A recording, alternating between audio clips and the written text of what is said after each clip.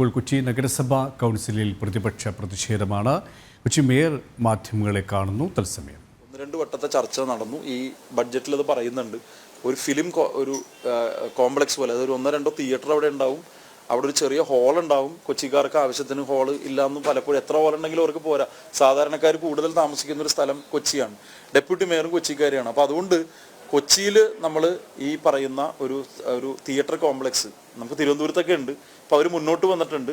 അവരതിൻ്റെ DPR തയ്യാറാക്കിക്കൊണ്ടിരിക്കുകയാണ്. ബഹുമാനായ Shri ഷാജിയൻ കരുണാണ് film അക്കാഡമിയുടെ, നിങ്ങൾക്ക് എല്ലാവർക്കും അറിയാം. അപ്പോൾ സ്വാഭാവികമായ ഒരു സ്റ്റേറ്റ് ഓഫ് ദി ആർട്ട് ഒരു നല്ല തിയേറ്റർ കോംപ്ലക്സ് തന്നെയാണ് നമ്മൾ പ്രതീക്ഷിക്കുന്നത്.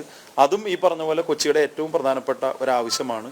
ഇപ്പം തന്നെ ഇന്ന് ആരംഭിക്കുന്നതും അടുത്ത ദിവസങ്ങളിൽ ഉദ്ഘാടനം ചെയ്യപ്പെടുന്നതും ഒക്കെ ആയിട്ട് ബന്ധപ്പെട്ട് ഒരു 10-30 നഗരസഭാ കൗൺസിലിലാണ് പ്രതിപക്ഷ പ്രതിഷേധം. നഗരസഭാ ബജറ്റ് അവതരിപ്പിക്കാൻ ഡെപ്യൂട്ടി മേയറെ അനുവദിക്കില്ലെന്ന് പ്രതിപക്ഷം. ധനകാര്യ സ്റ്റാൻഡിംഗ് കമ്മിറ്റി ചേരാതെ ബജറ്റ് അവതരിപ്പിക്കുന്നത് ചട്ടലംഘനമെന്ന് പ്രതിപക്ഷം.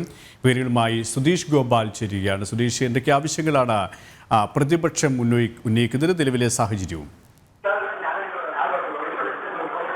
സുരേഷ്, ഇപ്പോൾ ഇന്ന് കൊച്ചി കോർപ്പറേഷനിലെ ബഡ്ജറ്റ് അവതരിപ്പിക്കുന്നതിനുള്ള ശ്രമങ്ങളാണ് പ്രതിപക്ഷം ശക്തമായ പ്രതിഷേധത്തിലൂടെ തടഞ്ഞിരിക്കുന്നത്. അങ്ങനെ ആ ബഡ്ജറ്റ് അവതരണം നടക്കാതെ പോകുന്ന ഒരു സാഹചര്യമാണ് ഉണ്ടായത്. ഇതിൽ ഏറ്റവും പ്രധാനമായി പറയാവുന്നത് കൊച്ചി മേയർ ഇത് ആമുഖ പ്രസംഗം നടത്തുന്നത് പോലും തടസ്സപ്പെടുത്തുന്ന ഒരു സാഹചര്യം ഉണ്ടായി. ധനകാര്യ സ്റ്റാൻഡിംഗ് കമ്മിറ്റി ചേരാതെ ബഡ്ജറ്റ് അവതരിപ്പിക്കുന്നതിന് അനുവദിക്കില്ല എന്നതായിരുന്നു ഏറ്റവും പ്രധാനമായും ഉന്നയിച്ച കാര്യം. ഇതിൽ നഗരസഭാ ബഡ്ജറ്റ് അവതരിപ്പിക്കാൻ ഡെപ്യൂട്ടി മേയറെ അനുവദിക്കില്ലെന്നും പ്രതിപക്ഷം പറഞ്ഞു. ഇതിനെ തുടർന്ന് ഇതിന്റെ മേയറോ അല്ലെങ്കിൽ നഗരസഭാ സെക്രട്ടറിയോ ബഡ്ജറ്റ് അവതരിപ്പിക്കണം എന്നതായിരുന്നു അവരുടെ ആവശ്യം. എന്നാൽ ഡെപ്യൂട്ടി മേയർ തന്നെ ഇത് അവതരിപ്പിക്കുമെന്ന് നിലപാടെടുത്തതോടുകൂടി വലിയ രീതിയിൽ തർക്കമാവുകയും അതിനുശേഷം അതൊരു കയ്യാങ്കളിയിലേക്ക് പോലും പോകുന്ന സാഹചര്യമുണ്ടായി. ഇതിനിടെ ഡെപ്യൂട്ടി മേയർ ബഡ്ജറ്റ് വായിക്കാൻ തുനിഞ്ഞതോടെ അത് തട്ടിപ്പറിച്ച് കീറിക്കളയുന്ന സാഹചര്യമുണ്ടായി. തുടർന്ന് ബഡ്ജറ്റ് അവതരണം നിർത്തിവെക്കുകയായിരുന്നു. ഇപ്പോൾ ഇത് സംബന്ധിച്ച് കൂടുതൽ വിശദീകരണവുമായാണ് മേയർ എത്തിയത്. മേയർ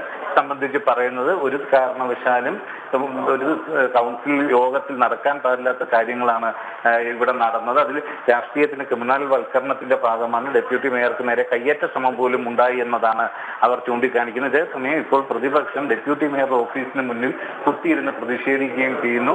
ഇത്തരത്തിൽ വളരെ സംഘർഷഭരിതമായ ഒരു അവസ്ഥ തന്നെയാണ് കൊച്ചി കോർപ്പറേഷനിൽ ഉണ്ടായത്. ഇതിനിടെ ഈ ബഡ്ജറ്റിന്റെ ആമുഖ കാര്യങ്ങൾ ഇപ്പോൾ മേയർ വിശദീകരിക്കുകയും ചെയ്യുകയാണ്. KP സുരേഷ്. സുധീഷ് ഗോപാലാണ് വിശദാംശങ്ങൾ നൽകിയത്.